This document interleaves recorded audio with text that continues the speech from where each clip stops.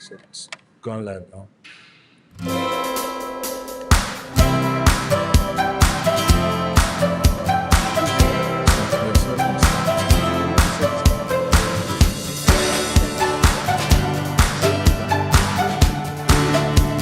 Sound is not going.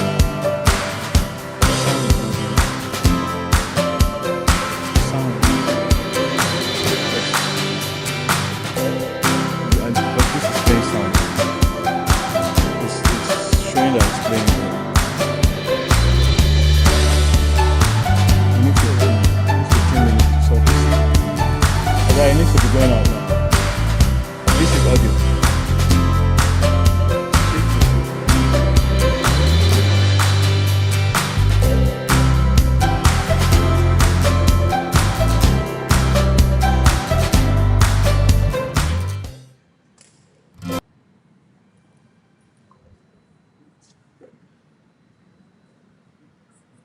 Is it muted? Is it muted? No. Okay. Let's attach this one. Headphone. Let's come back here. This is input. Yeah? What happened? They are switching to Gen.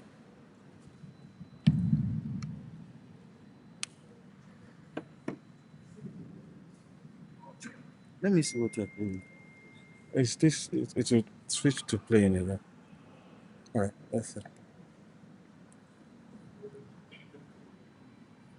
Is there output on this one? Oh, that's it. Yes. Now this is sound.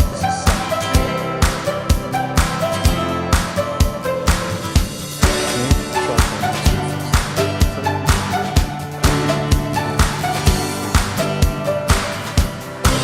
can you announce that people should look for Friday concert about the plan?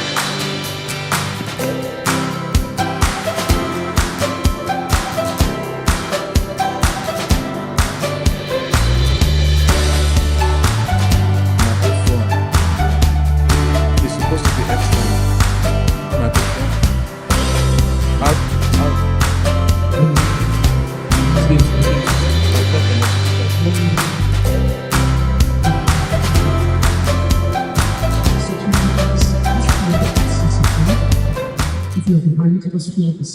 It's playing online, but it's not.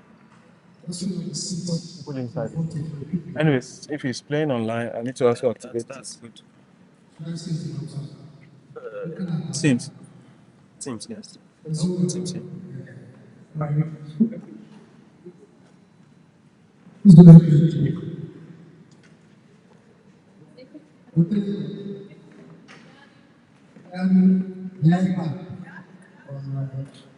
Is this your second form? I need to get to run, but my wife can run for the subscribe you.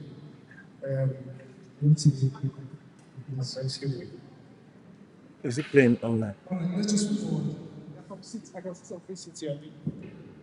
So since I'm occupying, let's move forward. Quickly. It's fine. The music, we need sound.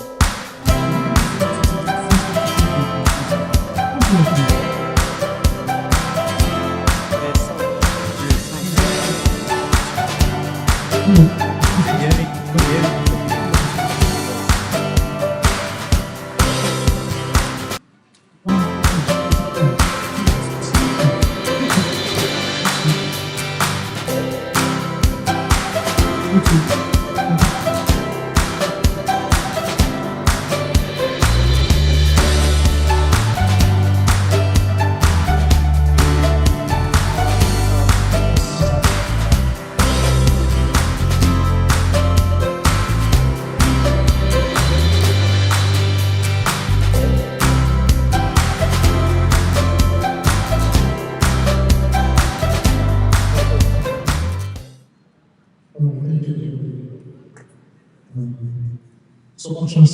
Thank you. Able in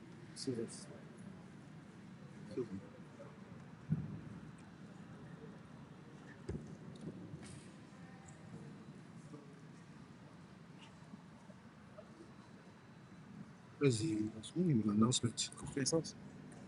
Or is it going to be projected? Anybody that uses normal phone? Sorry? Normal phone.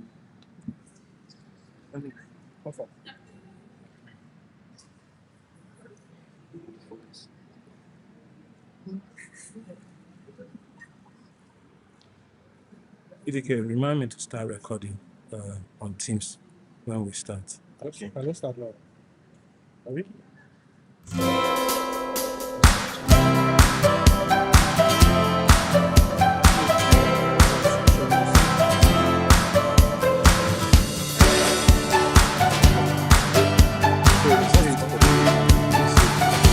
So you want us to make it, and then it's what?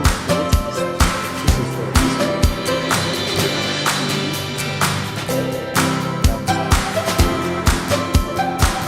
So we need to separate. So we remove this.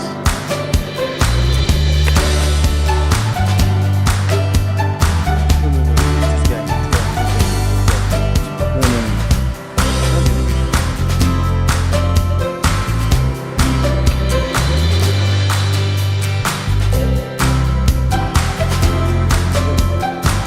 Remove this one here. Disconnect this, all of this camera goes off.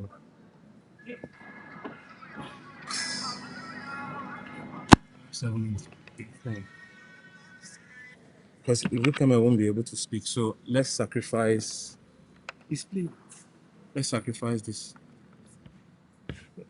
It doesn't matter if sound doesn't, so long as sound can go out, and this is fine. Sound. I can sacrifice this one. I can sacrifice this one first. No, that's this one. I can sacrifice this one. Start it again. If I sacrifice this one, so you say.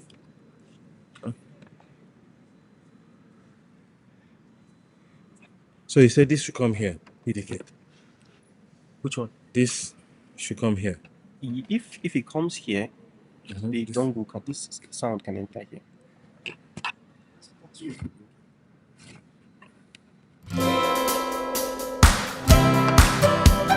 the sound can- What is the sound? Like I said. Turning down, how do you charge? You can be charging the computer by then. So you can put your sound. You can put your sound. It's fine. It's whenever.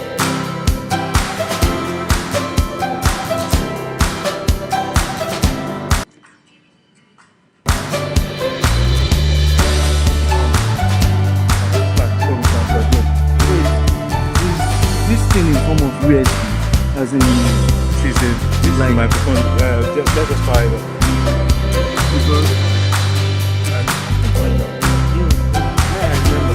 if you plug this thing now, they might take out the audio. No, you won't. Let's try it. It won't. Okay. It's power. Now I'm putting you in the We house. did it yesterday. Yeah. Okay, in the main house now. I'm putting you in the main house now. All right. Because we need to start in 5 minutes. Okay. We're starting, right? Yes. Yes. Are you good with your slide? It EDK, do you have all the slides? What mic is that? Yes.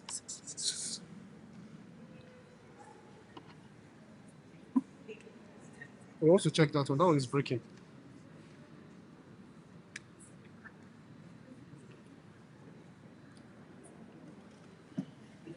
Oh,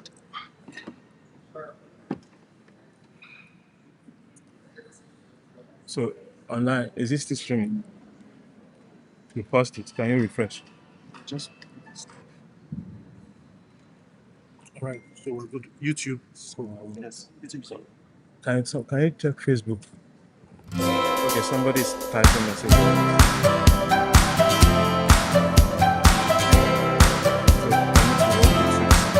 So this is the scene opening. So this one is rotating. So this is opening. there will be David only. So this camera, so I need to let me go to preview mode.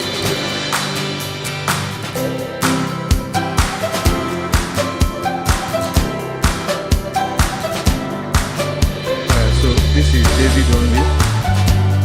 So we need to switch this camera to which one? This is your one. This is David only. So that's David only. Then David and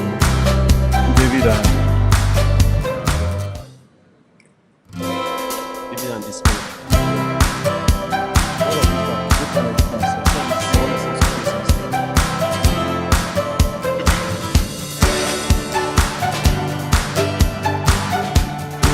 this is one facing me.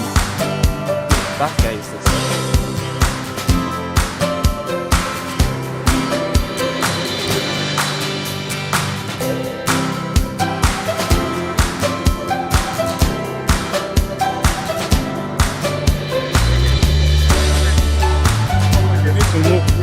We need to move this. Let's put this there. We can set it.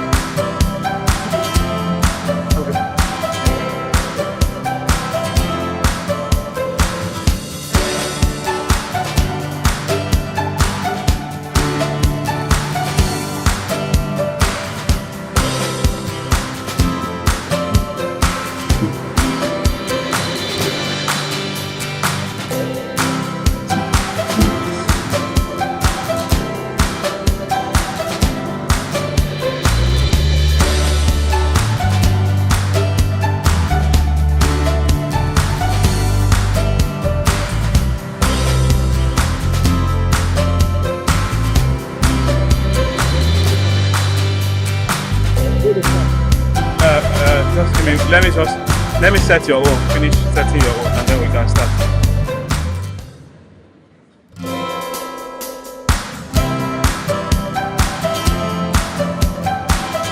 What's the one with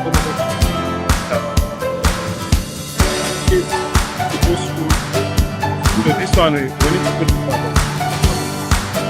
Your laptop.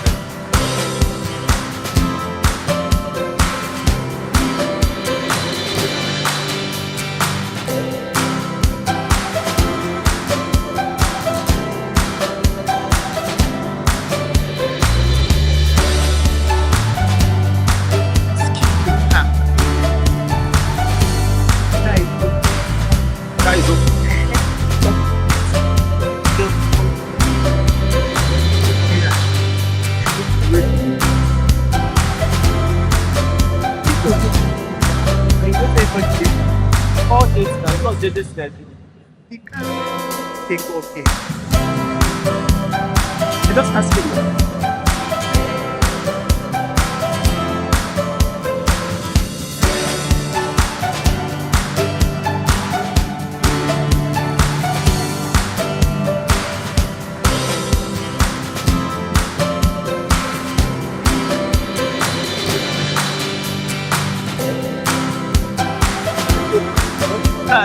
Don't let you walk.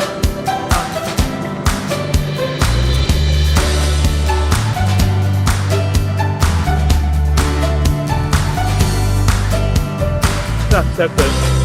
Sorry? This is I brought the backup mic. Okay.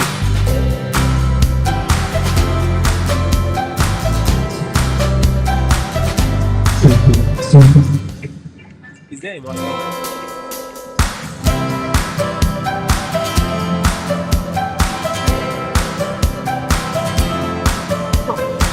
Yes. Where's one? I want to. Which one is the master mic? Can you switch to this one? This one. No. We are using this mic. Which one is like the best mic? I don't know. Okay, I don't know that I was looking for this thing. So that's not as good. Yeah, that's what I was looking for. See. That is so when you block here, you are blocking it. That's what is yes for this. Okay, so I will share screen now. You now add screen to 2. You add screen to 2. Yeah, so That's assigned to yeah, assigned to screen. This one, let's focus.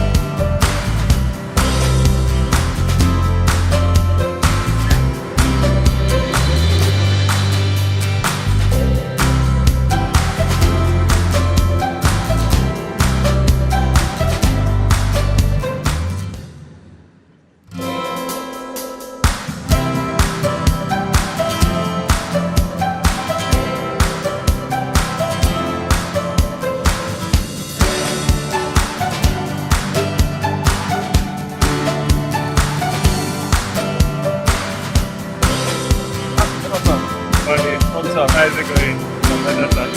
I assigned it. I do assign everybody. Yes. Yes, 2 by 2, screen 2. Yes. David and Biscuit. Alright. So next is just once this finishes, David, we'll fill you in. We need to later on maybe you can mount this on that one. Capture the crowd later on. No. Came very late, honestly. Came very late. You should have just said no.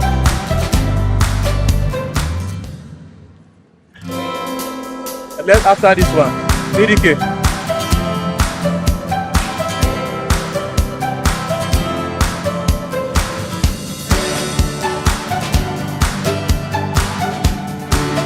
Alright, sir, later, sir. Alright, that's fine.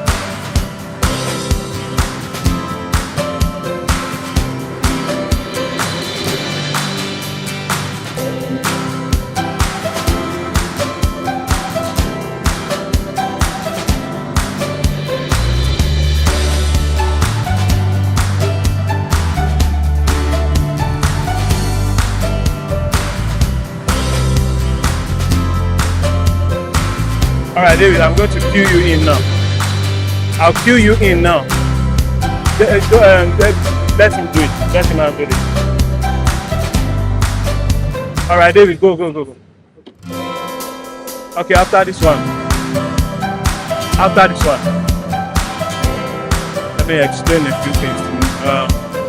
So I'll be sharing my screen too. Once we cue him in, this is the screen that I'll be showing. So when guests come in, this is how they will also show up. So we will give their screen to 1, and their camera to 1, and then their to 2.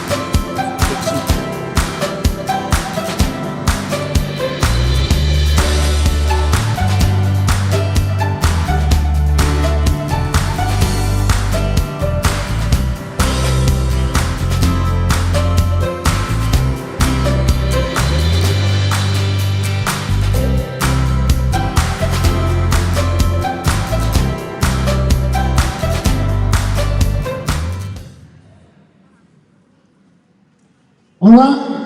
Good morning, everyone. Good morning. And welcome to TETC Day 1. Celebrate. Let us put your heads together.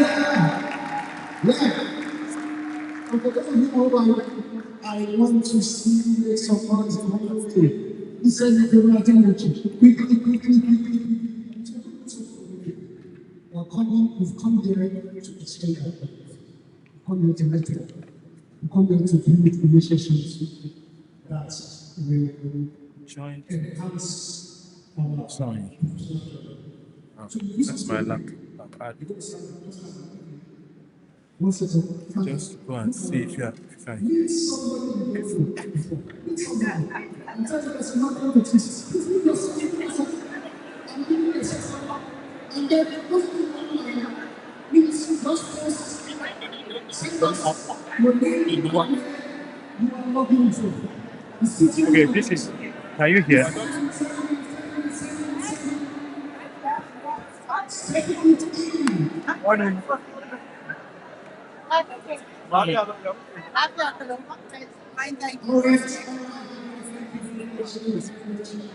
Don't see YouTube. I monitor YouTube. Okay. We have online dance. And you guys say hello. Online. I want to show you what I did. And you are Supposed to do volunteer. Yeah, so you see the links there.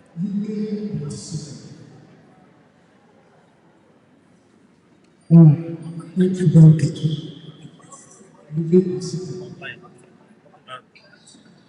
When we speak, it goes in like that.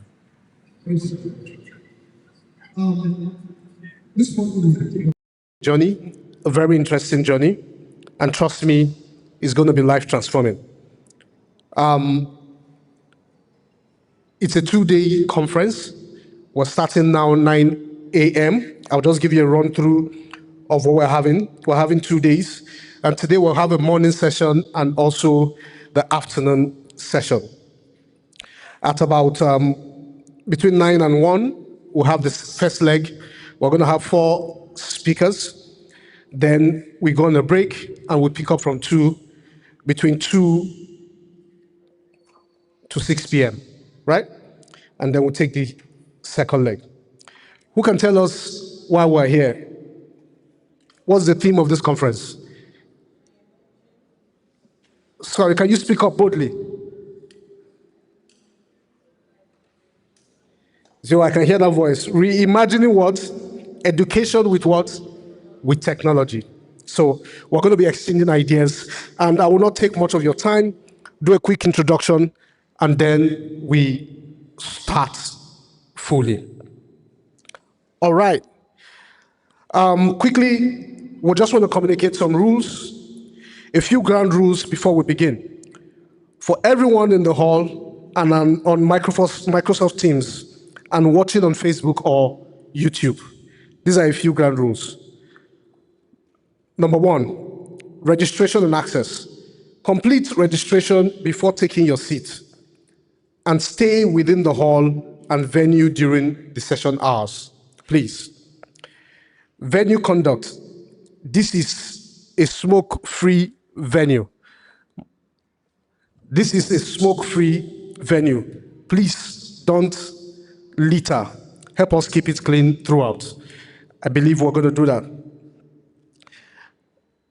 During sessions, if you have a question, raise your hand and step to the question box beside the tech console.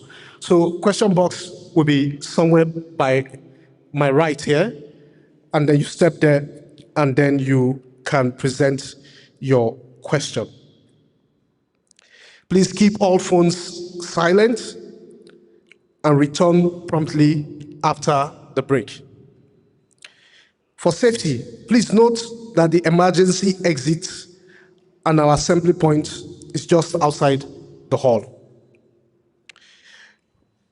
Photography and video run throughout.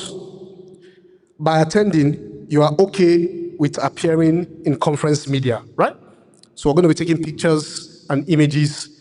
By attending the conference, you're saying you give us the permission to take those images and to use it. If you need accessibility support, please speak to any of the team and the volunteers that we have around. Okay, for Microsoft Teams, ground rules. For my people online, please stay muted at all times. Please keep yourself muted throughout the session to avoid background noise. Raise your hands. Use the raise your hand icon to ask questions or contribute. Chat and Q&A. Drop your questions in the chat or the Q&A panel. Our team is monitoring both. Sessions may be recorded for those who can't attend live. All right, technical support. Having issues, note it in the chat, and a member of the virtual support team will assist you. So please, if you're having any issues online, please just send a message in the chat. We have a team that will provide support and fix what the problem is. For Facebook and YouTube, ask in the comments, post your questions in the comments. Our moderators will reply selected ones to the speakers. So please feel free online to post your comments. Whether you're watching from Facebook or YouTube, post it. We're going to have access to it, and then we'll share here, and the questions can be responded to. Keep it respectful, please. Keep the conversation constructive and on topic. The live stream may run a few seconds behind the room. That's normal, right? So what we're doing here might be a few seconds faster than what you're experiencing online. Please, it is normal. Catch the replay. Miss the session. The replay is on our page shortly after each day wrap-up, right? So you miss the session, the replay is on our page. As we go on, I will get you, if you are not subscribed to the YouTube channels and all of that, we'll get everybody to subscribe so you can follow through with the journey. All right, so stay connected. Follow TETC online. Please, this is very important. Okay, this is being projected. Please, if you can bring out your phones and do this immediately. Follow TETC online on Facebook, Tech Enabled Teachers, on Instagram at TETC Media, right? On Twitter at TETC_enabled, on YouTube at Tech Enabled Teachers, on LinkedIn, Tech TETC Global. Please do this because there's a lot happening even after the conference. There's a whole year journey of trainings and resources being shared that you will need to access by just following all of these pages. So post, tag, and use our hashtag at TETC 3.0, hashtag TETC Live, hashtag Tech Enabled Teachers, and all of the remaining hashtags that you can see on the screen. And I'm sure it's been displayed also online. Thank you for keeping us organized. Please put your hands together for yourself. All right, before I call on my brother and my friend, I want to quickly appreciate some special people in our midst today. These people are very, very, very, very special. As a matter of fact, we can say they are the most important people here right now. Please, let's celebrate all our teachers in the house. Please put your hands together. Please put your hands together for a teacher. If you are not clapping, yeah, let's celebrate all the teachers. Want to appreciate you. Thank you for your sacrifice. Thank you for framing the next generation.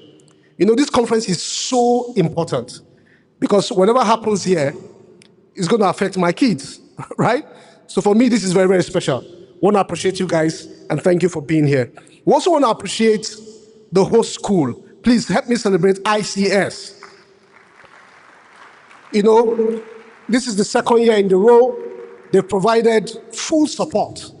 And, you know, and it just speaks to their vision and the heart that they have for education. We also want to appreciate our volunteers, both online and on-site. Please celebrate them. There are some people that are giving their time, their resources to make this a success. We appreciate you guys and thank you. And then we want to also appreciate our team, the staff members. Please celebrate them. These guys are also working around the clock to make this a reality. And also, I would like to appreciate my friend, my brother. He's the visionaire, the convener. I was about to say the convener will bring back our girls. The convener of TETC. Ladies and gentlemen, let's celebrate Mr. Rotimi Afelumo.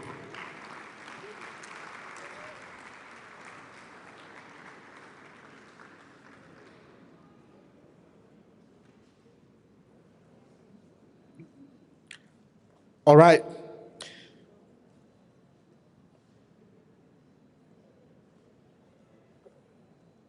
Just a minute.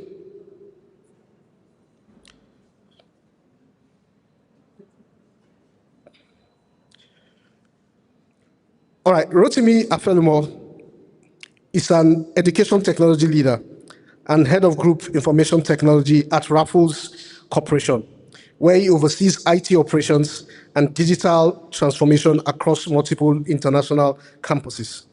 With over a decade of experience, he specializes in education integration, cybersecurity, cloud system, and AI-driven learning environment. He is the founder of Tech-Enabled Teachers Community, TETC, a growing network of thousands of educators, and the driving force behind this conference, webinars, and professional development initiative. Passionate about empowering educators, Rotimi focuses on practical, scalable strategies that help schools move from technology adoption to meaningful impact in teaching and learning. Ladies and gentlemen, let's give a warm TETC welcome to Rotimi Afelumo. Please celebrate him, online and on-site. Please keep clapping, keep clapping. That's how we're going to celebrate all our speakers. You can do better. All right, thanks. Good morning, everyone. So happy to have you here and to see you face to face. I know a lot of us, we have interacted online. Some of us, I have responded to you in ways that you like. Some of us in ways that you don't like. But in everything we do, we just still need to move on. And so today, I wanted to share a few things as this is supposed my opening speech.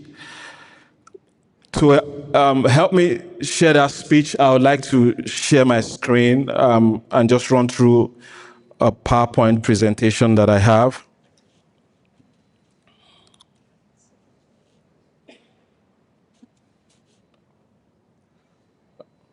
Can you just put my screen up?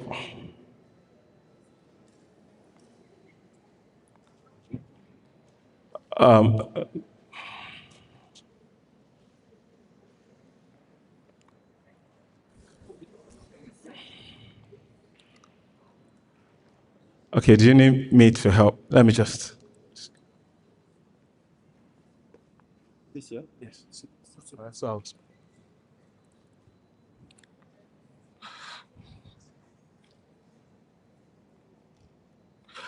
All right, so over the week, as I was thinking about what to say as I opened the conference, I kept thinking, but then on Wednesday this week, somebody sent me a text message, and that text message changed everything that I wanted to say. And I thought to start by sharing that with us.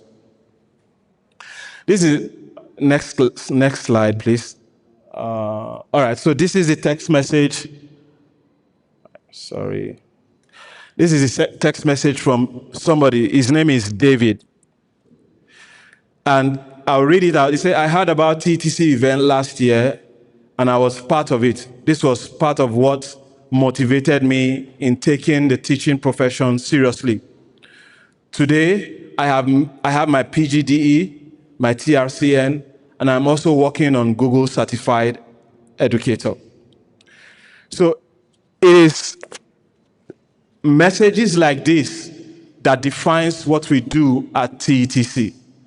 It is stories like this that allows us or enables us to continue doing what we do. Stories of teachers that are resilient, teachers that want to improve on themselves. And that is the passion that drives TETC. TETC is not just a community or a conference. Some of us must have had Tech-Enabled Teachers Conference, but we are more than a conference. We are a community of teachers, by teachers, for teachers. It's a community where we learn and grow together. Though I have the privilege to be the person that galvanizes us together, but our individual experiences in the community as we make inputs for those of us that do, and as we listen for those of us that don't make inputs but are silent participants in the community, these are the things that continues to drive what we do at TETC. So TETC is more than a conference. It is a movement of teachers that are willing to go the extra mile, a movement of teachers that, despite the limitations that we are involved in, or limitations that we see all around us, we still strive to give the best. And at this junction, I just want you to clap for yourself, because you are wonderful people. Teachers are the building block of the future, not just of any kind of future, but the future of a nation, the future of a child. Teachers are the building block. Teachers have more impact in some instance on a child than even their biological parents, because of the influence that we have on them. I have an 8-year-old, and there are days that she would argue with us at home based on what her teacher tells her. She comes back home and says, no, this is what my teacher tells me. That is the power of influence that we have. And that is why we as teachers must leverage on that influence. But much more than that, we must pay attention to be able to develop ourselves such that we are able to impact them in a very positive manner. We walk in a generation and with children that are quick to pick up things. And so you will stand a better chance to model anything you want to teach a child if you yourself know how to do it. You cannot teach a child how to use a tool or an application or a concept if you yourself don't. The moment they realize that you cannot do those things, your value begins to drop. And that is why it is necessary for you as teachers to develop yourself. And that is a platform that TETC provides. So much more than being a building block for a child, you are also a building block to a nation. The OECD Association, which is the Association of Economical Development Countries, actually highlights that education is one of the key factors to economical development in every state, in every country. So a country is as developed as the level of education that it can afford. So no nation rises above its teachers. No nation rises above its teachers. If you want to see the reflection of a nation, you look at how that nation treats her teachers.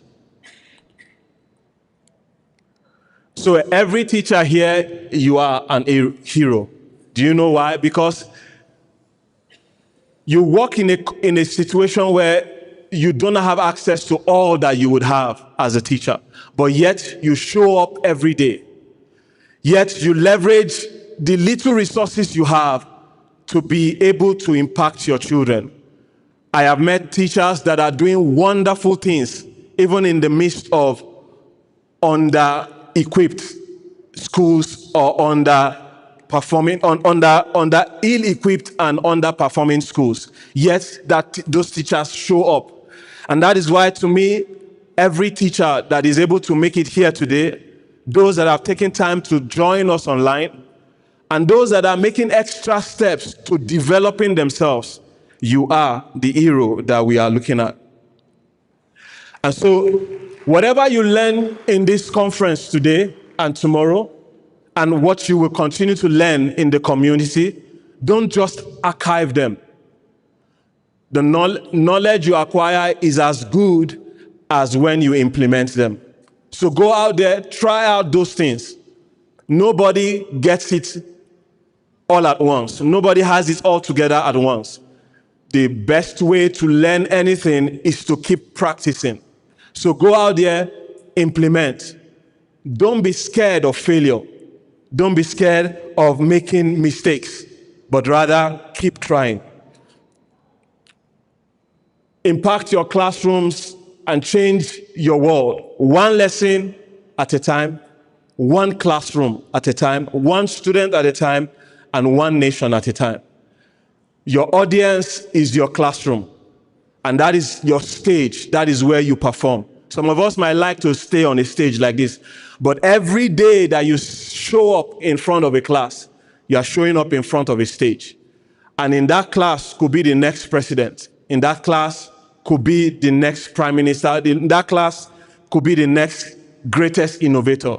For everyone you see in leadership or everyone you see performing great feats today were once students, and they were once taught by people like you and I. And that is why I want to encourage us today. Don't look down on yourself. Don't look down on your profession. For whether or not you are appreciated by people, by parents, or by students, that does not diminish the role that you have to play as a teacher. And so let your value be in yourself, in the realization of what the power that you have. Let your value be driven by your self-worth, and let the value that you place on your career or your profession as an educationist not be driven by what people say. And that is why you should show up, be professional, learn, and continue to improve. So with that, I want to welcome us to TETC 3.0.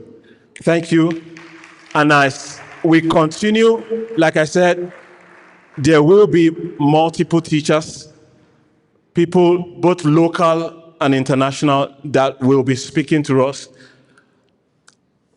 If I were in your shoes, I will listen, take all the points.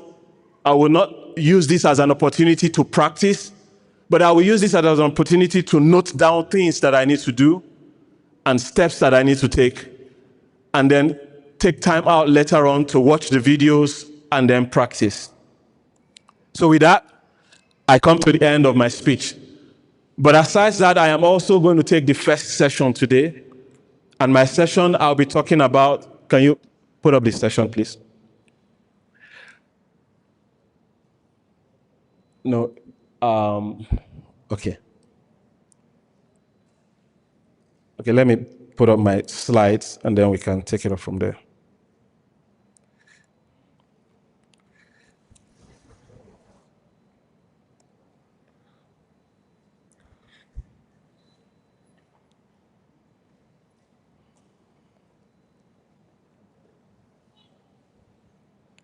So let me just get my slide up. Hold it like here. The sensor is here. That's what I see. Okay, all right.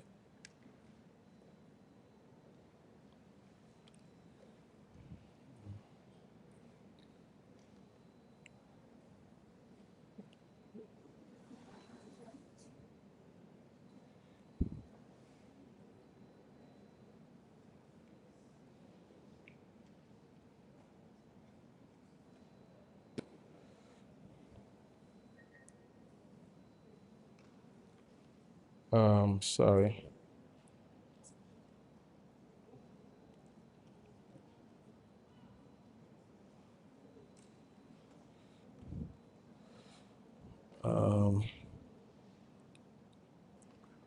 Okay, just hold on. I have a lot of things opened up on this computer. Let me just look for my screen.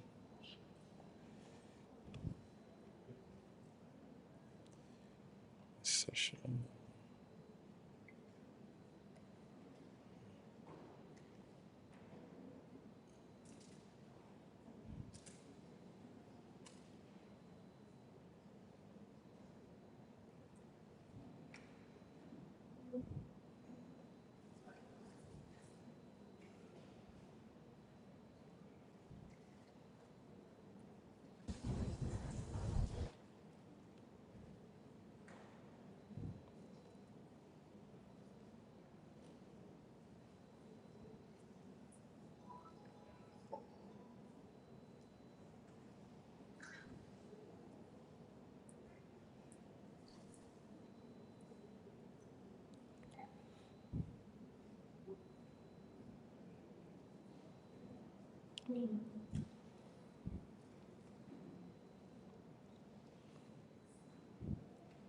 All right, EDK, you can project my screen.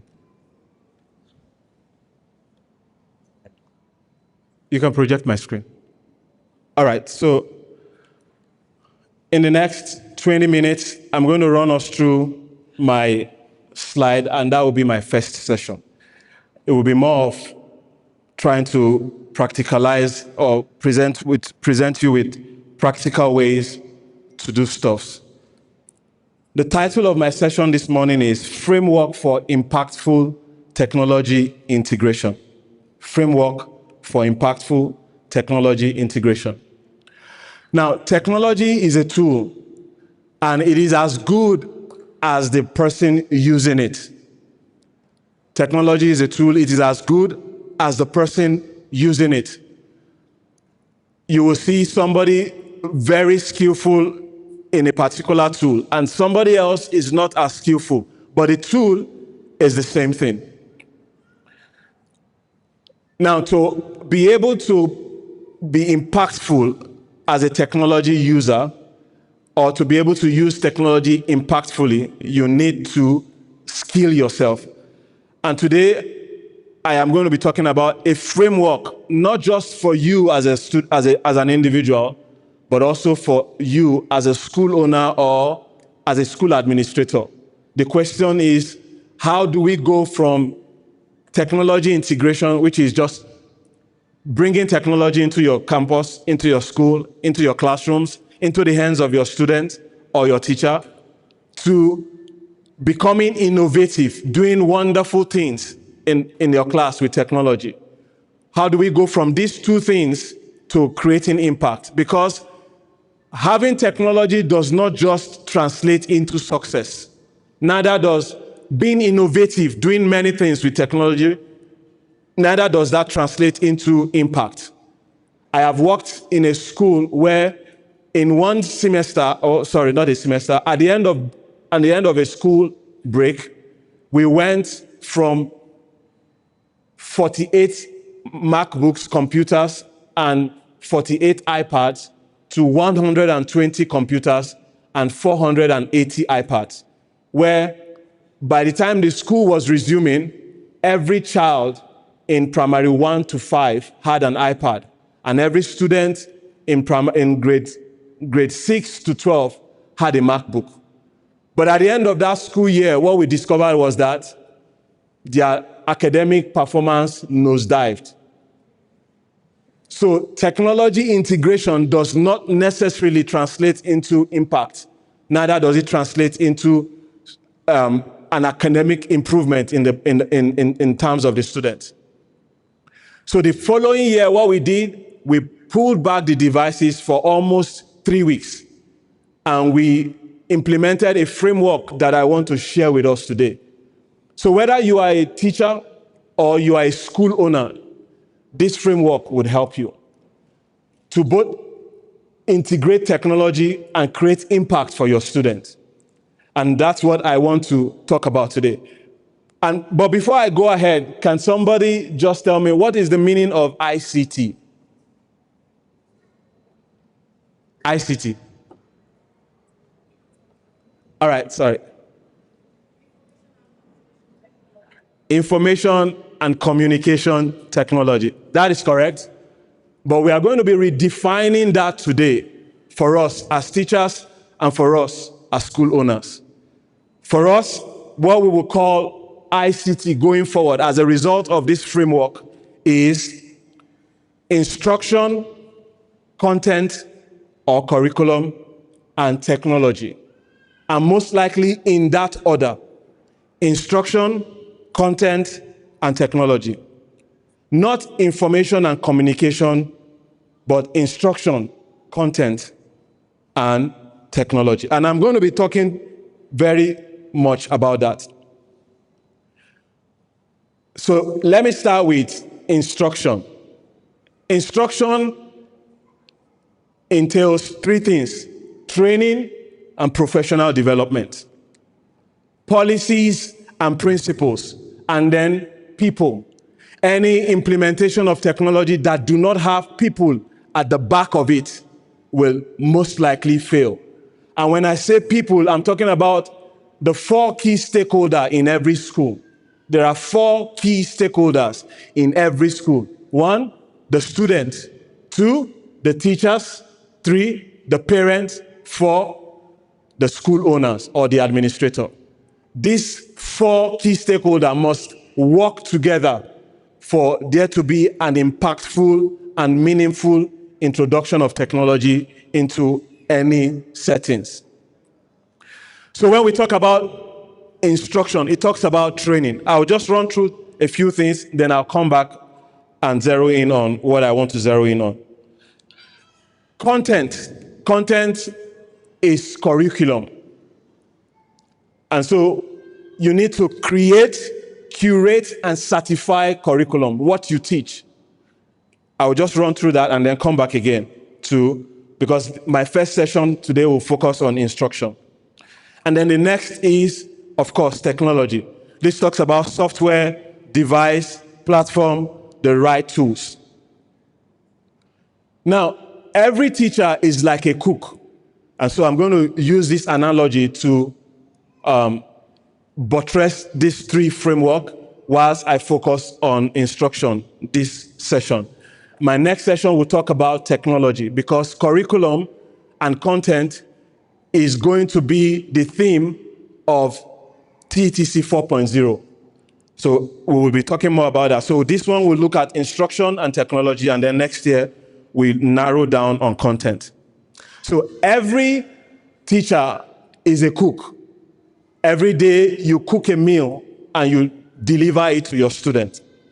And so let's take an example of a cook that was just dropped into a world-class kitchen with every world-class equipment. That cook was dropped in there, and she had everything that the greatest cook of all times would have at his or her discretion. But if there are no instruction of what these things are, what they can do, and how they can be used, then at best, that teacher will go back to what he or she is familiar with. That cook would rather, maybe the cook is used to cooking with firewood. And then you all of a sudden, in one day, you brought her into a kitchen that has all the world-class things, but without instruction, without professional development, without relevant training. What you will most likely have happen is that teacher would, in the midst of all those things, still bring in his firewood into the kitchen and cook with that same firewood. That is the essence of professional development. And I know some of you might not be privileged to work in schools that offers that, but you owe it to yourself to develop yourself. You owe it to yourself because nobody will train you like you will do yourself. So professional development is very necessary. Just like a cook cannot just be thrown into a kitchen without instruction on not only the tool, but what should be done by every of those tools. So for any school or any teacher here that wants to be impactful in the use of technology, you must first develop yourself. You must first learn of those tools. You must learn how to use them, when to use them, where to use them, and be proficient enough in it before you even attempt to begin to use them in class. Because at the end of the day, some of your students already have access to those tools. And you will do yourself a disservice if I come to a class and my students are the one telling me how to do what I want to teach them on. Professional development training is very necessary. As school owners, whether you are here or you are online, if you want to have a school, we always love the effigy and the clout of we're a technology school. And so we invest in all of those things without first investing in the teachers that will use them. So let your investment first be in your teachers. So in that one of the school I worked, actually it was a school in Abuja, very prominent school in Abuja. What we did for the first 3 weeks when we came in was training. Don't just put an iPad in the hands of a teacher who doesn't know how to use it, or a projector in the classroom of a teacher who doesn't know how to use it. Invest in training them, and then you invest in training yourself. The next thing is content. Imagine that cook goes into the class, goes into the kitchen, and have been trained on how to use the tool, but doesn't have the rice and all the condiments needed to cook the soup or the food that he or she is meant to cook. In the end of the day, you have a kitchen full of equipment, a teacher well-trained, but without adequate content. So what that teacher or what that cook will eventually do will be to look for whatever is available to be able to teach, to be able to make food. But whereas you have world-class equipment, world-class training, but you have no resources. And that's where content comes in place, curriculum. So that you don't, and we'll see how that ties back into training also. Professional development, community of learning, community of practice within your school, and the community like TETC. Content and curriculum is very essential, aligned across grade, vertically and horizontally, so that when a child begins from grade 1, there is a vertical alignment as they go on from one grade level to the other. And there is an horizontal alignment, so that primary 1A teacher is not teaching something different from primary 1B. And that is where professional development comes in. As a school, do you have a planning period for peer reviews? Peer planning period between teachers of the same grade level, so that there is an alignment in curriculum, an alignment in content. So you create content, you curate them, you study and prepare content, you verify them, and standardize what will be taught. So having a kitchen with the food is good, but also having the cookbook also is very necessary. And that's when you have standardized lesson plans, standardized instruction, standardized curriculum across grade levels and then vertically. It is necessary such that you don't have a situation where a teacher teaches and he or she just does whatever she wants. She has access to technology, she has access to internet, she can Google anything and then teach whatever she wants. There will be an imbalance in such an environment. The last now is technology. So it is not enough to have those tools or to have the equipment or the kitchen or to have the curriculum, but you should be able to map tools to tasks. Don't allow tools to determine your task, but rather allow tasks, what you want to do, your lesson objective, your lesson goal. Let those be the things that will drive the kind of tools that you will use. Let it be what will determine what you would use. We see situations where, let's say, for example, in technology, not just about the device. When I say technology now, it's not just about the tools in the kitchen, but also the platforms, the softwares, the applications that are used. You need to decide. There are multiple applications doing the same thing. For example, as a Mac, if you are using a Mac, you can have Keynote. It does the same thing that Microsoft PowerPoint does. So there are different things that does things like Excel and Word. I'm just giving that as an example. Every task you want to carry out, there are several tools that does the same thing. So what do you need to do as a school? In order to have vertical and horizontal alignment, you must standardize tools also. You must standardize technology that needs to be used. So if you want your student to learn presentation, grade 3 can't be using PowerPoint and grade 5 is using another tool. There will be that disconnect. It is not enough to standardize your curriculum and your lesson plan and everything across board, but it is also necessary to standardize the tools that we use. So let me go back to training and professional development.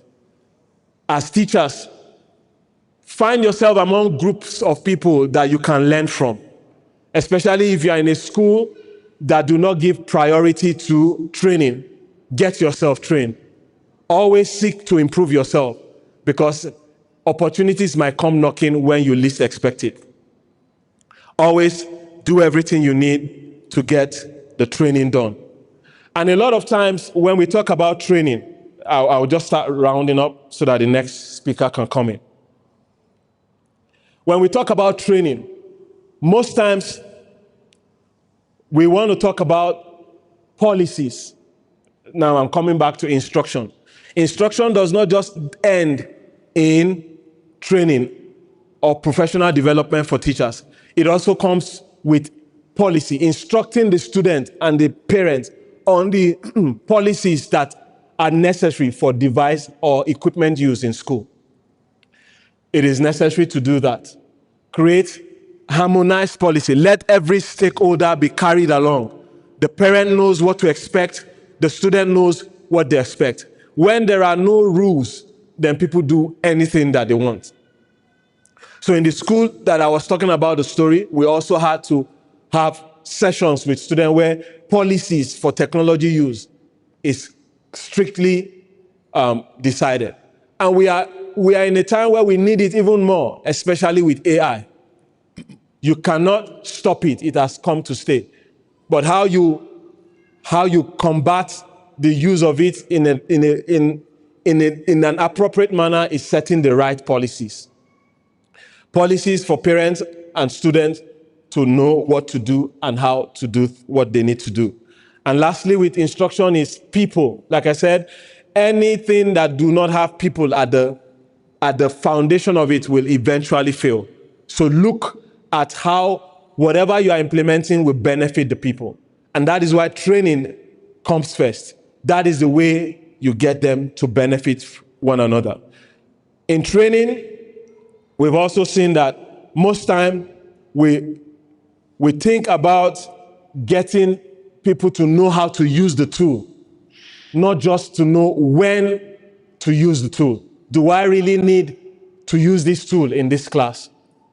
If you are teaching teachers just the technicalities of the tools, then it is also a disservice. You must not only teach them the tools, but you must teach them the scenarios, the reason. And that is how success will be measurable, that they know when and how to use the tool, not just teaching them about the tools. So focus on teachers, not devices. The device is not the intervention. The teacher is. A lot of times we see AI that we can put a chatbot to intervene a struggling child. The technology is not the intervention. The innovation is not the intervention. The teacher is.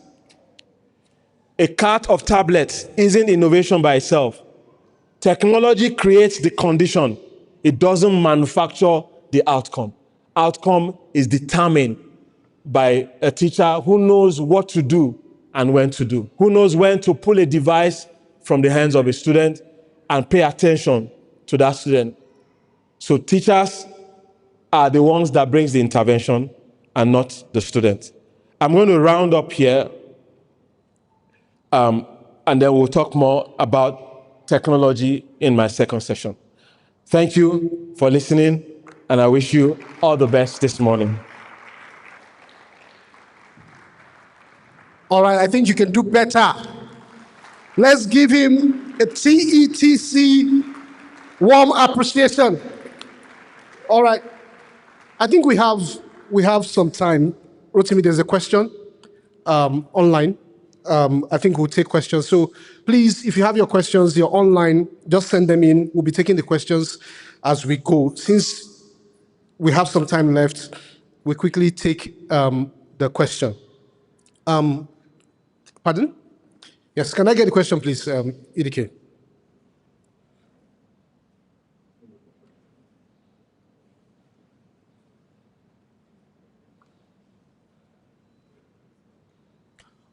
All right. So, what do we call? Oh, it's gone off.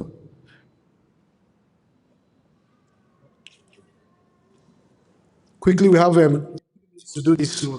Yes, okay. Is it blue? Yes, blue.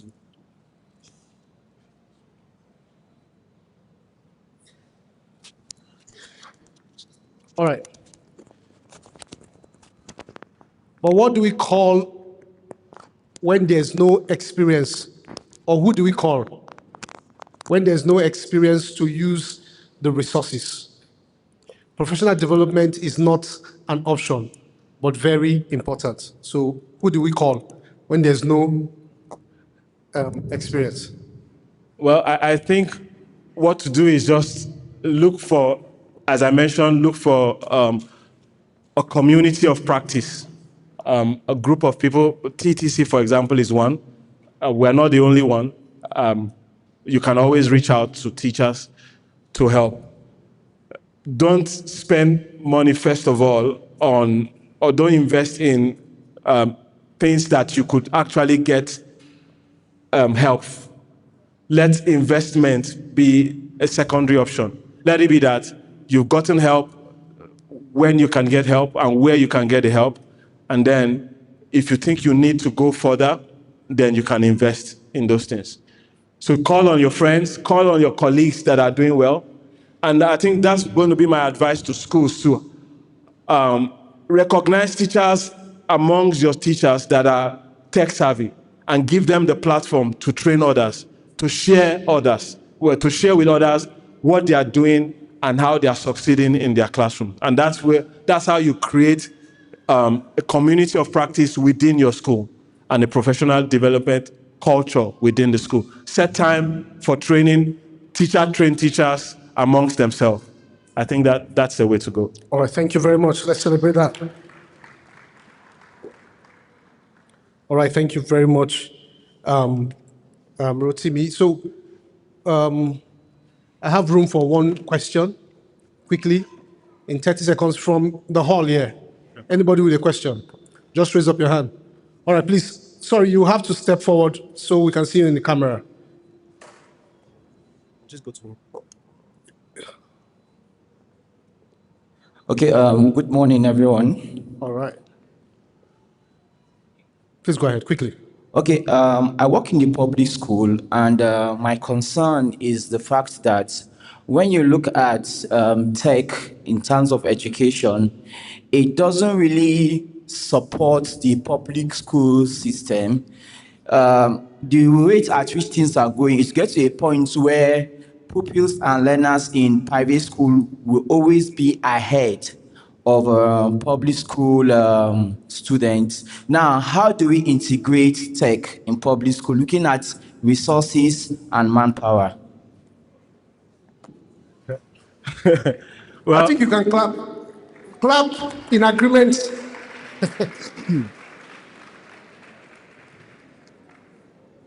Straight up, there are some things that are beyond your control. we know how it is. So, and that's why first, let it start from you. You might not be able to get the equipment to your students, but you can have access to it yourself. Use it to develop yourself. And the moment you can develop yourself, it will make you a better teacher, and then you will be able to leverage the little resources that you have to improve on your students. So let that change start from you first. You have a phone, get AI and use it to improve your lesson plan. You have a laptop and your students don't have laptop. I know that there are 3 categories of schools in Nigeria. There is the very resourced school where both teachers and students have access to devices. There is the middle class school where teachers have access to devices and students don't. Or the student have access to it at home. And then there is the lower one that both teacher and student have access to no device. But in all of these situations, you can develop yourself. Every one of us here have a smartphone. So start with that. Let it first be that how do I improve myself? Because it is only when you've improved yourself that you can improve your delivery. And in your delivery being improved, your students are getting better results from you as a teacher. So let's not focus on what we cannot change, but let's focus on what we can change, and that is we ourselves. That's what I'm going to say. All right, thank you. Beautiful. While he was speaking, one of the thoughts that came to my mind is that phrase that says, when opportunity meets We can take preparation, right? 2 minutes. What happens? So let's just take. There is a breakthrough. And guess what? Because the government is also trying to catch up. I know that tech is not being included in the curriculum. So what will happen is that as you develop yourself, you'll find yourself in leadership position in the nearest future. And I'm telling you that for free, because we definitely have to catch up. And at that point where we're trying to catch up, there will not be demand and no supply. And you are ready for that. Please, let's put our hands together for that. So I like the conversation. Please, let's keep the conversation going. One more question. I don't have time for question. All right, I'll quickly take it. We'll just respond in 30 seconds. What is the actual difference between content and context and the relationship? This is a jam question. So, this is a quadratic equation. I think maybe this guy is a content creator. All right, quickly. All right. Content and context. So let me explain it this way. Context is like the entire, let's say you have a curriculum, and then there's what is called scope and sequence. So content is what you are delivering, but the context is the overall, the broad and overall concept that you need to deliver, such that if you lose the context, the content becomes irrelevant, or you could actually go off guard. So it is necessary that when you plan your lesson plan, for example, is like a content, but your lesson objective is the context. So always have your context at the back of your mind. The context now does not just imply to the lesson itself. What about your student? What is the context of your student? Because the context of the student or the environment will determine what you will do. Let's say, for example, I am teaching in a school where there is no access to internet. They have never even seen an iPad before. And then I come with iPad and all the gadgets. It is out of context. Because half of the time, they will be wowed by the gadget I have, and they'll lose access to whatever you're teaching. So context is not just about the material, but even the environment, the context of the student. What is their mood like? Mood is also a context. What are they feeling like? How is it? You should be able to read the room as a teacher, and that is actually context. Thank you. Thank you very much. All right, beautiful. That's all the time we have for questions. So, but you see, let's keep the conversation going online and on site. Keep the conversation going. Send in the questions, share your thoughts, and we keep on interacting. Now, this is a journey, right? We're exchanging ideas. And to lead us on the next conversation, our next speaker is going to be speaking on a very interesting topic. You know, when I saw it, I was like, oh, wow. Wow. I'm trying to get that topic. It's behind. It's behind me. Okay, the Hunger Game. May the odds be forever in your great book. Exceptional topic. And to lead us on that, we have Lisa Welsh.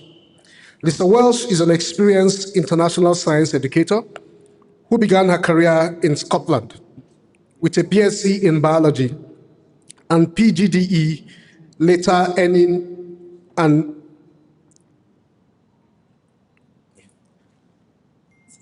sorry, I can't say this.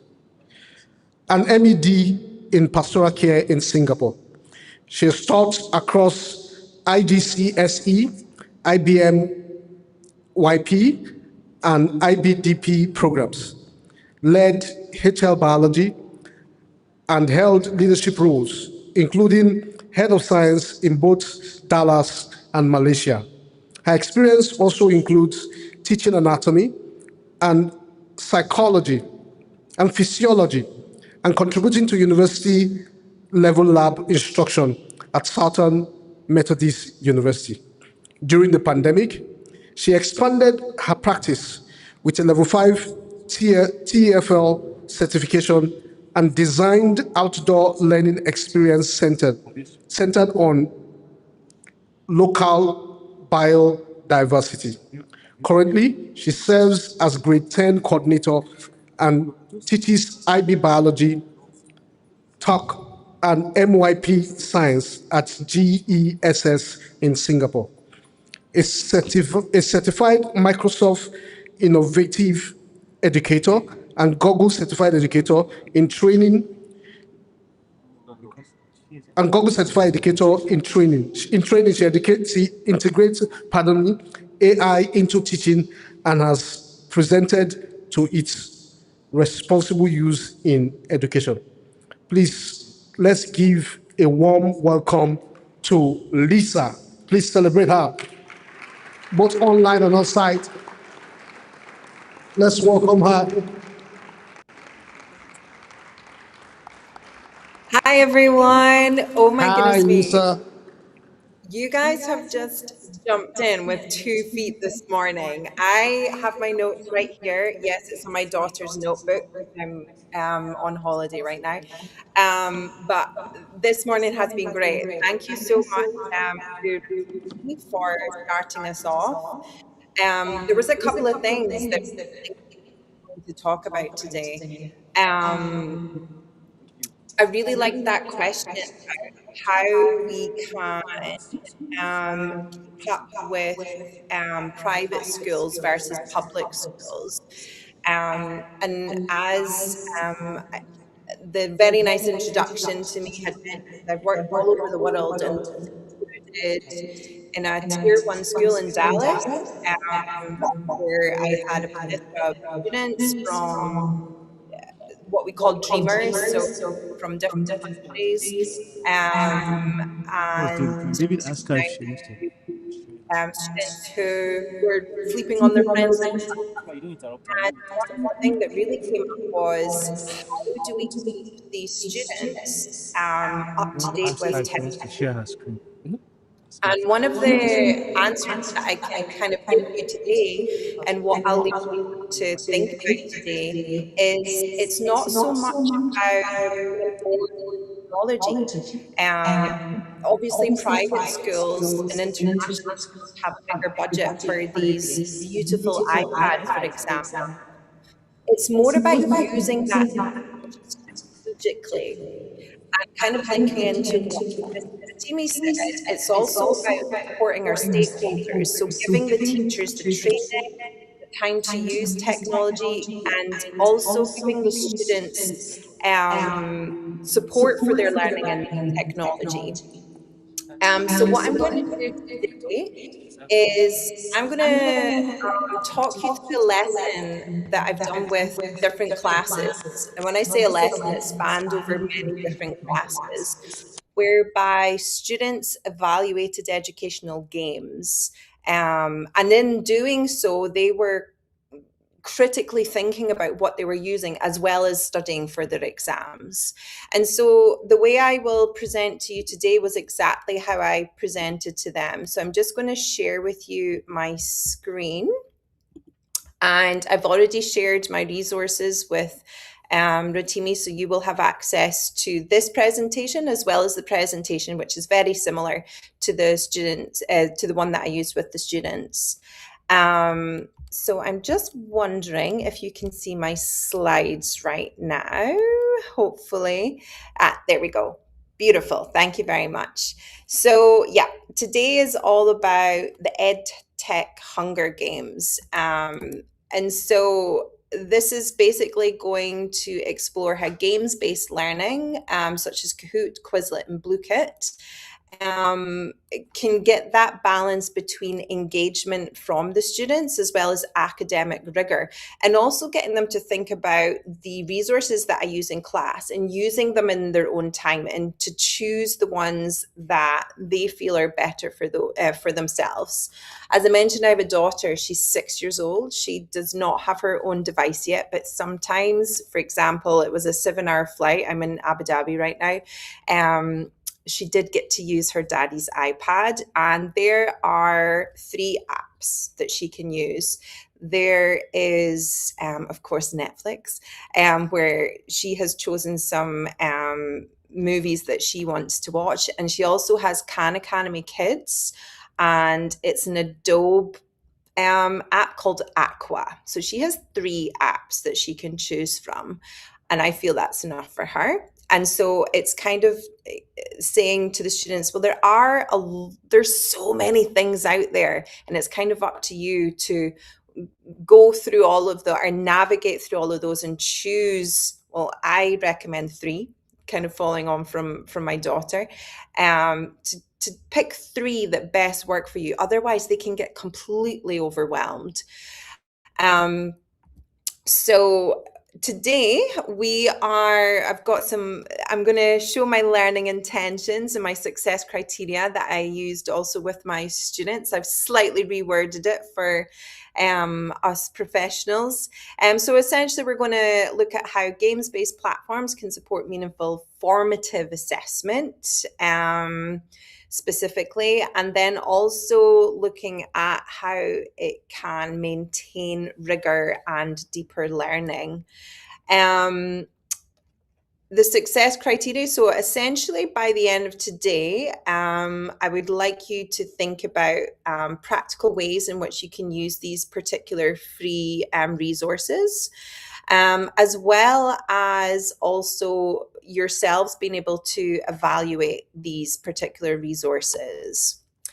So the theme of the lesson that I used with my students, and just to give you a little bit of context, a keyword that I've heard this morning, I teach grades 9 through to grade 12, so approximately age 15, 16 through to 18, 19.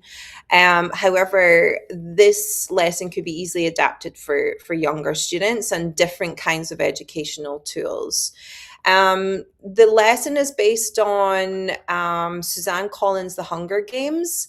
I'm currently teaching in Singapore, so you can change the lesson so that it suits the students that you're teaching. So I have used this lesson before, and I called it Battle Royale, which is a Japanese movie, but it's the same premise whereby people are battling with each other. So that's essentially what that is. So in both those movies, there's a protagonist who's trying to struggle and survive. essentially.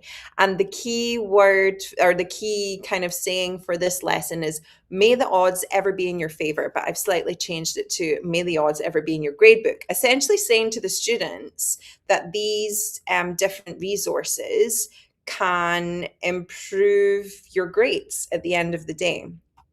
But this lesson is a little bit deeper than that. It also is focusing on one particular skill, which I'm really big on, and that's critical thinking. I'm not going to go huge into AI this year. The past couple of years, I've really focused on AI, but what I will mention is that this lesson can be used for AI tools to determine which AI tool is better for the student. So that critical thinking is really important, because I do feel that AI has perhaps filled that, what do we call it, productive struggle that students should have, which allows them to expand their critical thinking skills. So that's the key skill that this lesson focuses on, as well as getting them to determine which different resources are good for them. So in the lesson, we start with District 1. So in the movie, I think there's maybe like 12 or 13 districts. Sorry, it's been a little while since I've watched that. So I split it into different districts, if you like. And the first one is Kahoot. So if you're not familiar with that, Kahoot is essentially interactive quizzes, and you can have live participation. And it also allows you to download data right after the quiz as well, which is super useful. There are different ways that you can apply this. One of the ones that my students like is chill art, whereby, if you can see here, you can choose a picture. So I quite like choosing the Great Wave. And each time they answer a question, it adds in a puzzle, and by the end, the whole picture is painted. So it leads to its name. It is more of a chill game. Some of the other ones in Kahoot are not chill. You'll have a lot of screaming from the students in a good way. So it's kind of up to you how you use it, but this is just one example. And so, yeah, they really like that. The second district that I asked them to look at was Blukit. It's also kind of quizzes, but there's more of a focus on, it's like a competitive game. And again, there's things like they're trying to find each other's passwords, and they're trying to steal points and things like that. So it's a little bit more interactive that way. So you can have a look here. I am a biology teacher mostly. I've taught a lot of different things, as you've heard. So this is just one example, chemical signaling. So the kind of firing between the endocrine system, for example, how the hormones are transported around the body. So you can see all those nice questions there. You just kind of host the game. There we go. Quizlet is another really nice one, and I feel like over the years this resource has just gotten better and better. The students can do flashcards and practices before you run a live quiz, and again, it can be done in different formats. So one class that I'll be teaching this upcoming year is chemistry. I haven't done chemistry in a little while, so that's going to be interesting. This is just one example, so acids and alkalis. I just want to point out here that I haven't made these particular quizzes. These are ones that I found already pre-made. So there we go. That cuts out a lot of prep time for you guys as well. And there really is, again, whatever age group, whatever subject you teach, there really is anything there for you. District 4 is Wayground. It used to have another name, and it has escaped me. Quizzes. It used to be called Quizzes, so it's now called Wayground, which again, just kind of more gamified features. As you can see here, it looks somewhat similar to Quizlet. Those two are probably the most compatible. And lastly, District 5, we have apologies if I'm not saying this correctly. My students are always laughing at my the way I pronounce things, and I always just blame it on my Scottish accent, but actually it's because I'm more of a visual learner. So I would call this gym kit, kind of like, you know, going to PE. So gym kit, kind of similar as well. So again, another quiz that I did not make that I found and I quickly read. Sometimes I do that during a lesson whereby, for example, I've finished the lesson, I have a little bit of extra time. So I'll just quickly go into one of these resources. I'll throw in some keywords like cells and function, as you can see here, and I'll pull it up automatically. Wham, bam, thank you, ma'am. Okay. All right. So what I did within the lesson with the students is I split it up into different battles. So they were considering the 5 different resources. Okay. And so I asked them, sorry, I'm skipping ahead a little bit. My lesson plan is in the resources there. So I split the class into different groups, and within their groups, they had to discuss different battles. So that initial scramble there, they had to discuss in their groups, explain why your game grabs attention fastest. And so they had to evaluate the different resources, play through the game. So in doing so, they are reviewing specific content that I have given them, and also evaluating that specifically just on this one thing. What grabs their attention the fastest? Okay. Now, if we have a look here on this slide, these are the results that I had. I just chose one lesson. If I had a little bit more time, I would have put it all together throughout all of my classes. But I chose my grade 11 biology class specifically. And they decided that the game that grabs their attention fastest is Kahoot. So as you can see there, that's number 1. Now, specifically, I kind of put together some of their keywords there. They had mentioned because it has bright visuals, there's a countdown timer. One of the kind of famous things about Kahoot, if you're not familiar with it, is the music. And they always say that the music slaps or the music's fire, whatever. They love it, and it kind of gets them going. So that music really helps them. It grabs their attention, and it's really fast paced. At this point, the last one was Quizlet. And so we took Quizlet out of the equation. Okay. So moving on to Battle 2. And we looked at survival skills, and I asked them again, explain why the 5 games that are left. So they had Kahoot, Blue Kit, Wayground, Gym Kit, and Blue Kit left. Explain why your game actually helps the student remember content. Again, Kahoot won this one. Okay, they mentioned that it helps them remember it through repetition. It also gives them immediate feedback, and they have active recall throughout the lesson. Okay, so they had chosen that one as their number 1.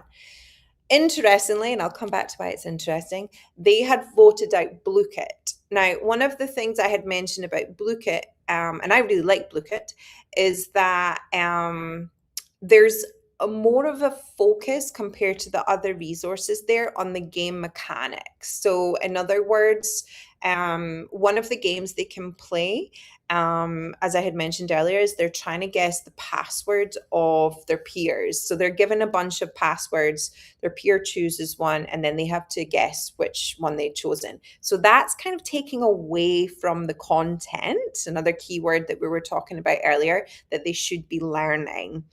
And so they had thought that actually it doesn't focus on remembering the content. It's more about the gamification for Blue Kit. So again, Kahoot won that one. Moving on to Battle 3, we have 4 left. So they had to explain in their groups what is the most fun without becoming distracting. Now, I'll let you read the slide there yourself to see which one won. So again, Kahoot was number 1, Wayground was voted out. But what I will mention at this point is that the students, not only are they critically evaluating these games, not only are they learning their content. It was for their upcoming grade 11 exam for this particular lesson. They're also communicating with each other. Now, one of the things that technology is thought to do is to take away from that real, authentic, meaningful communication. And one of the things that I haven't actually added to the slide here is the really nitty gritty of the conversations that I was hearing. So, I would just be kind of walking around the classroom, listening to their conversations before I asked them to share with the class. And there were some really, I don't want to use the word arguments. I want to maybe say, like, there were some really powerful and emotional conversations that were being had here, which I was really excited about. So not only are they communicating with each other, they're learning how to share their opinions in a way that is polite, I suppose, and kind of getting them ready for professional, for the future.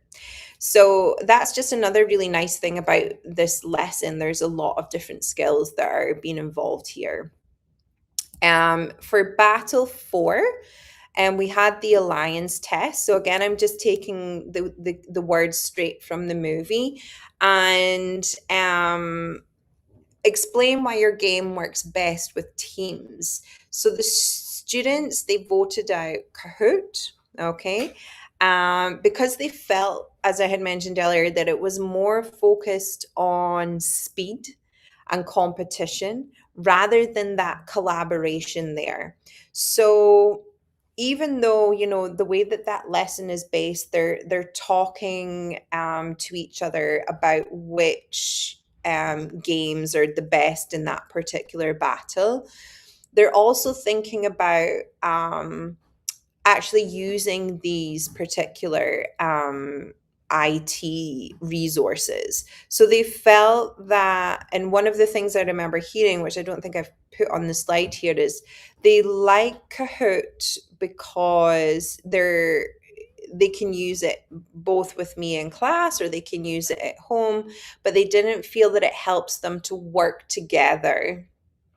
So it's more of a solo one, which, I mean, these battles are not necessarily saying that this one is better or this one is worse.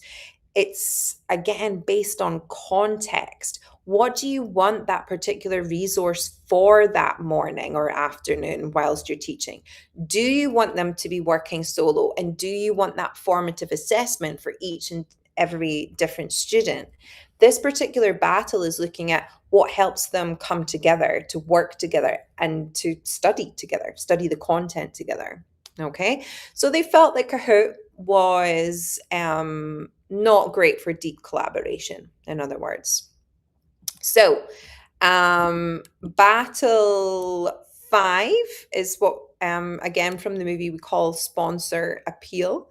So they basically just had to explain why the game that they thought was the best could most realistically be used by teachers the most.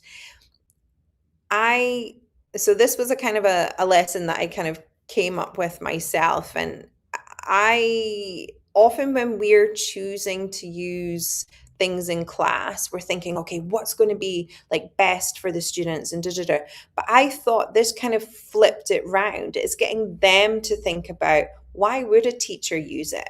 Now, again, it gives some really nice insights for me, but it is really getting them to think about, why do we use these games in class? It's not as a, well, most of the time it's not as a filler of a lesson. It's something that should be meaningful. And so they had thought, out of all of those, that teachers can realistically use, again, Kahoot, because it's easy to set up. It works across many subjects, and it gives teachers and students instant assessment data.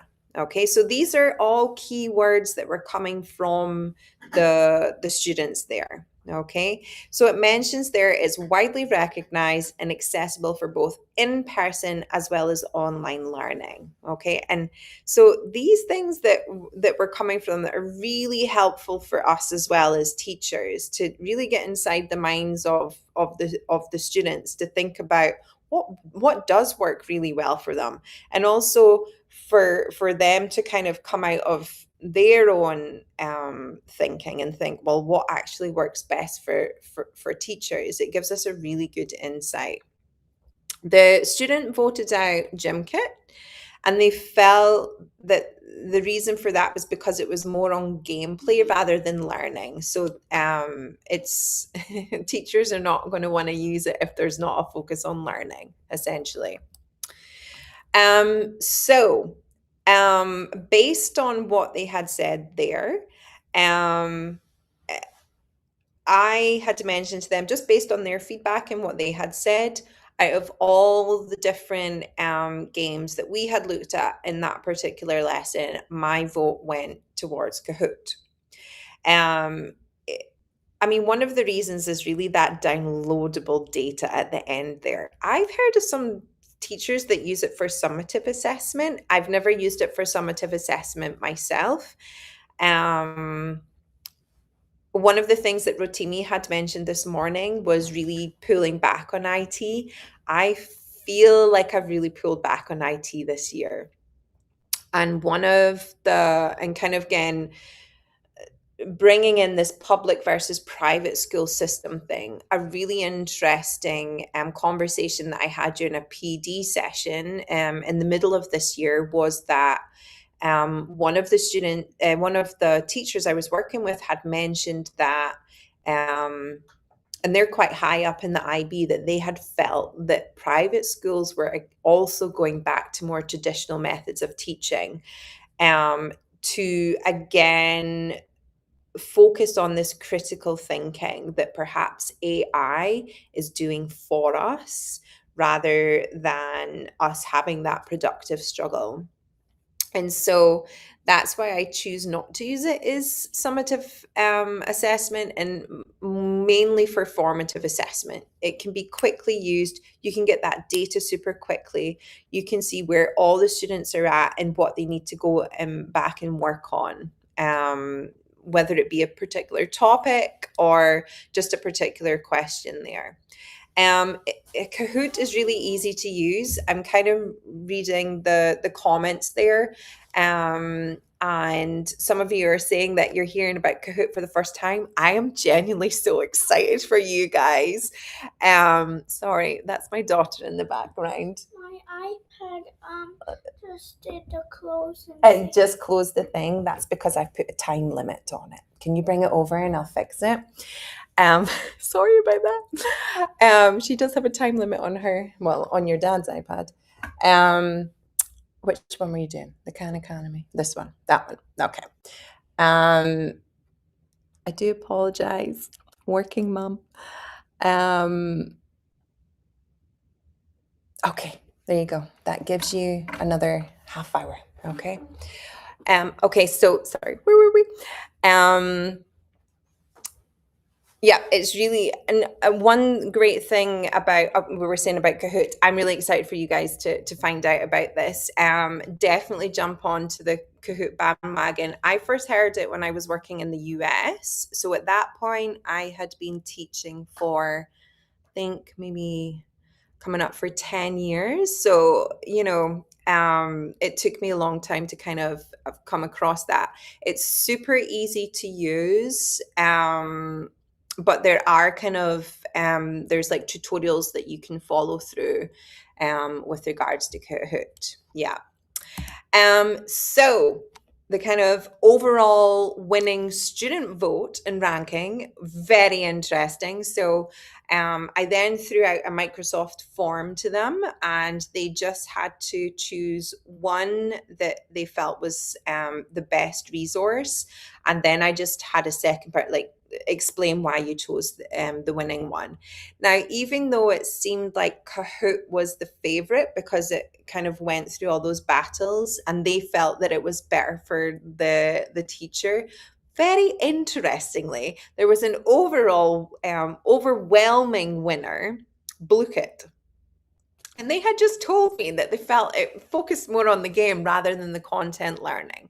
So that's kind of really interesting to get inside the students' minds there. They feel that for their learning and for the teacher, Kahoot is the better resource.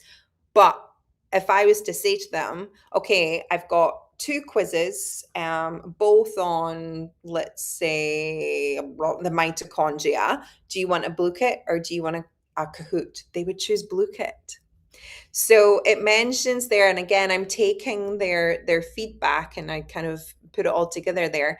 They said it's more like an actual video game, which I do agree with. A lot of them, so there's different game modes that they can choose. So quite often if I do use Blue-Kit, I'll kind of say, right, okay, like put your hands up. Do you want to use crypto, which is one of the, and another one I think is like Gold Quest. Which one do you want to do? So they can choose a game mode and you can mix it up for different lessons, similar with Kahoot.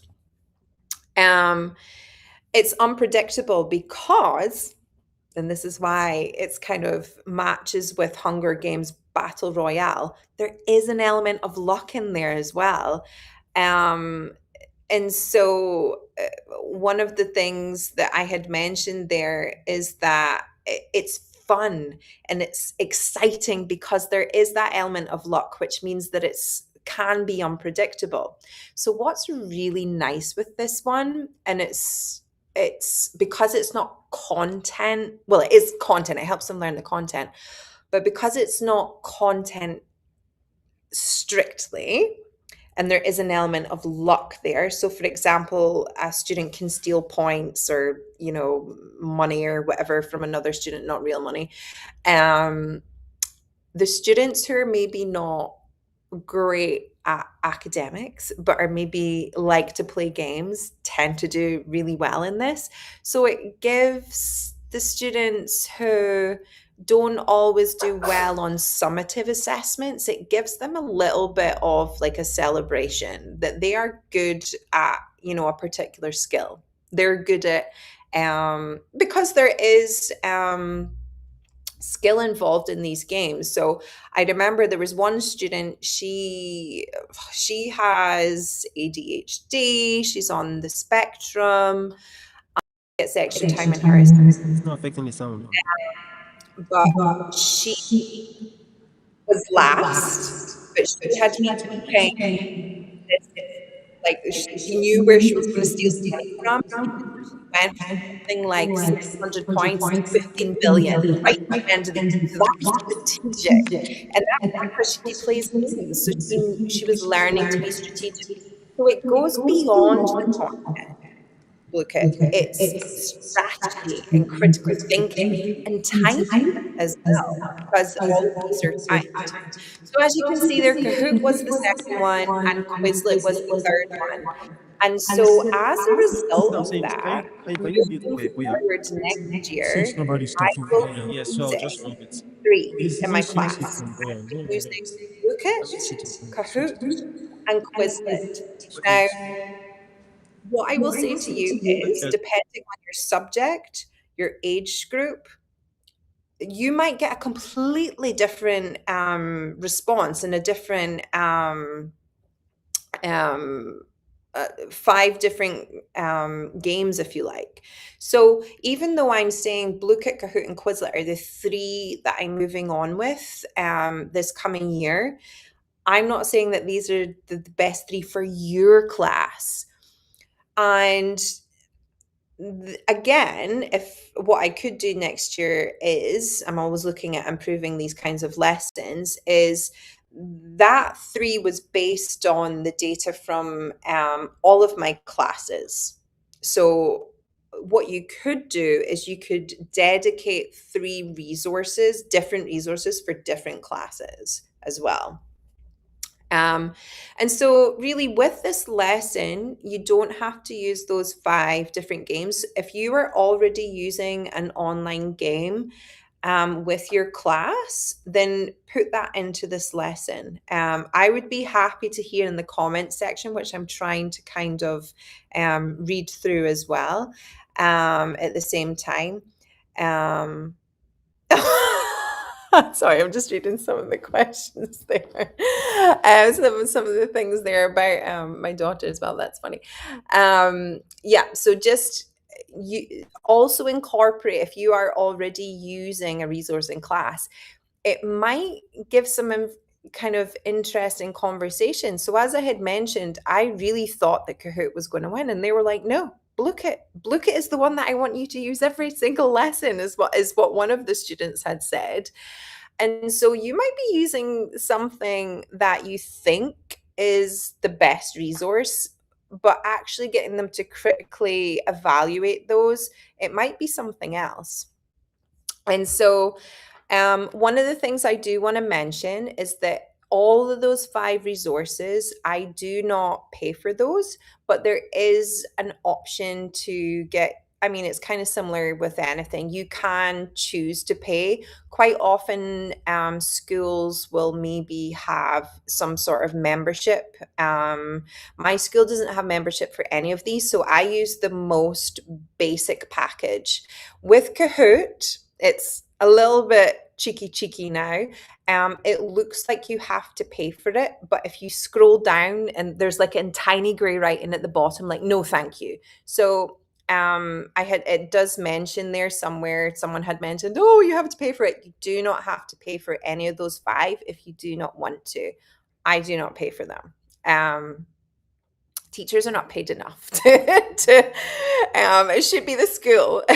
And so that's maybe a conversation that you can have with one of your stakeholders, the parents and the admins or the owners of your school. My school is a not-for-profit school, so it doesn't technically have owners, but it does have a board of members that choose where our budget goes, essentially. So they have decided that the free version is good enough, and I agree, really. It's really about using the IT strategically, and as I had mentioned, I have scaled back somewhat this year. But at the same time, we do have to prepare our students for the future. And a lot of our students also love online gaming. So this is one way to get them to connect with you and to get them to connect with the content. So to conclude, although I'm not quite finished up yet, this lesson that I did with my various classes was part of feedback over the past year. Okay. And this is essentially what I will be bringing to my lessons next year. So just to confirm, I am moving forward with Kahoot, Blue-Kit, and Quizlet. However, it is really down to your subject and to your student population. But I would recommend this feedback lesson. So in the resources that I have shared, this is the PDF one that I'm showing you right now. There is a PowerPoint editable version that you will be able to download and change the games. You can change whatever you wish. And the lesson plan is there as well. So what I would like to finish up with is a little game of Blue-Kit, since the students had chosen. So as you can see here, I just want to run through Blue-Kit with you. Again, it's very simple to use. But since this was the winning one, so there are 2 different ways that you can share this with your students. You can use the QR code. I don't use this, but if it's easier for you just now, this QR code should lend you to a Blue-Kit that I have pre-made. Or there is a link there, which I'm not sure if maybe I can share that with you if you can bear with me. If I host this, in the right. So the first thing I want to share, there is a link that I've just shared. It's in the guest chat. it's a link to all my resources is the first thing. And the second thing I'm going to share with you is the Blue-Kit link there as well. But if not, you can use the QR code. So what it will do is I will choose the mode. Now, the mode that my students tend to use is cyber hack. Sorry, I call it crypto hack. But I'm going to jump on to Fishing Frenzy because that's maybe just a little bit easier. So I will share that with you. Okay. So, Fishing Frenzy is one of the games that can be used. So you cast the reel and there's different things that you can use. My favorite animals, sharks. All my students know that. Every biologist has their niche. Mine is sharks. So that's why I like this one. So I chose that one. I just click on host there. And that takes us to the one that I have made for you. So I will just click host now. Also has a catchy tune. And if you want to jump on, we can have a very quick game. I just need a few people. So what you can do is you can either go to playbluekit.com, put in this ID, or you can use the QR code there. Awesome, we have our first player. Or you can use the QR code there. And just in another minute or so, I'll just get started. So I'll click start here. I would rather have a few more players if possible.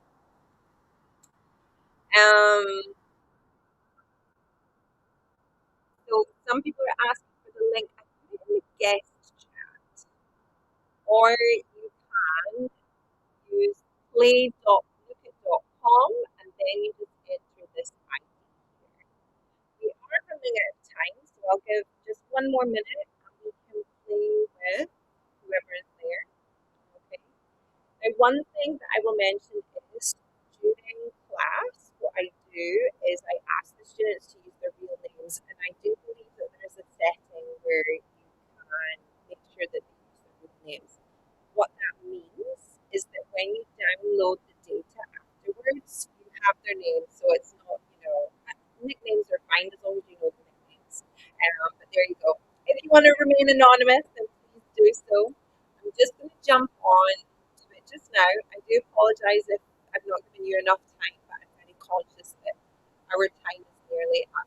So I press start, and what you should get are a number of questions just based on the PowerPoint.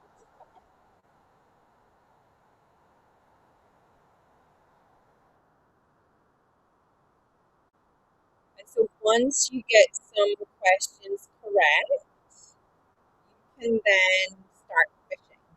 And the bigger the fish you get, the more pounds it is. If you're not getting answers right, then you're not going to get points. So lovely. So Emmy D is in the lead. Now you can see here I set a timer of 7. You can make it as long or as short as you like. But what will happen is they will go back and they will revisit those same questions. So by the end of the time, you really kind of want them to be getting 4 points on all their questions here. I think, yeah, there we go. So if you can hear the music, it gets faster. So it gives them a little bit of, yeah. So what I'm going to do in just a minute or so is I will press end now. So you can choose to cut it short, in other words. You can choose to lower, to make it full screen, so on and so forth. You can add time. So again, if you're working with the students, you can give them a little bit more time.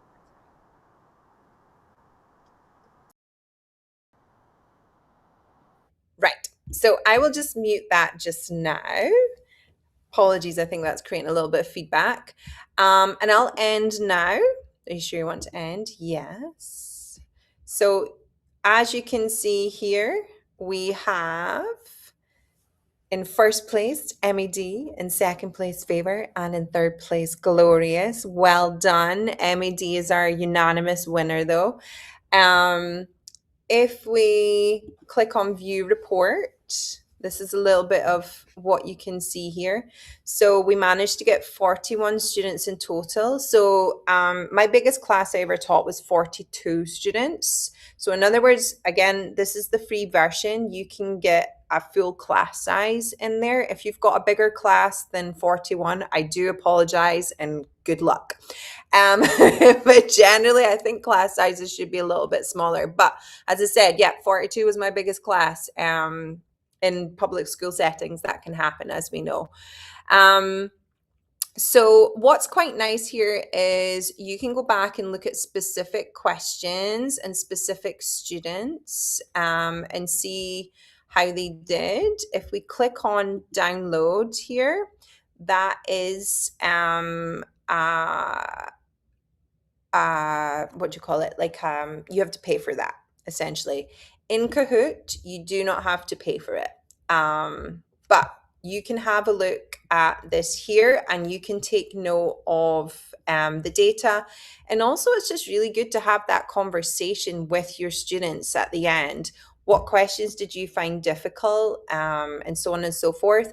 When the students are playing that, I don't really have to do anything. So I walk around the class and kind of have those conversations. Usually they're like, be quiet, I'm trying to do this. But you can note down particular questions that you're seeing that students are struggling with and have that conversation afterwards as well.